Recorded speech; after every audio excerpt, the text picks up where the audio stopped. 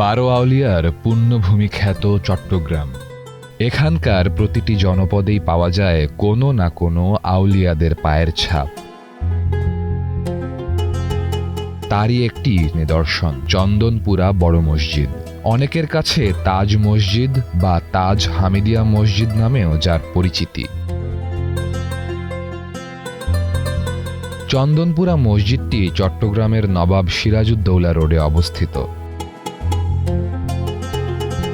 নয়নাভিরাম এ মসজিদ অনেক ইতিহাসের সাক্ষী হয়ে ঠায় দাঁড়িয়ে আছে যেন।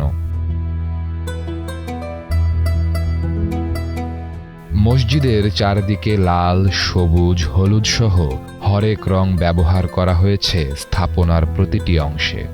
নানান কারুকাজে সৌন্দর্য ফুটিয়ে তোলা হয়েছে সুনিপুণ হাতে।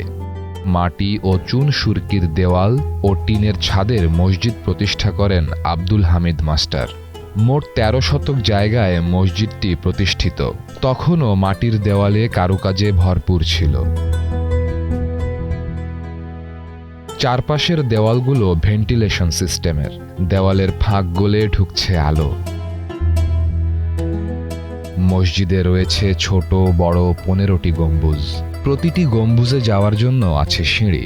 গম্বুজ ও সিঁড়িতে ফুটিয়ে তোলা হয়েছে মোগল স্থাপত্য নিদর্শনের প্রতিচ্ছবি।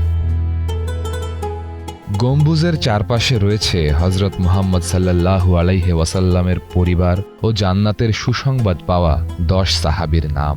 এ মসজিদের বড় গম্বুজটি ছিল প্রায় ১৩ মণ রূপা ও পিতলের তৈরি।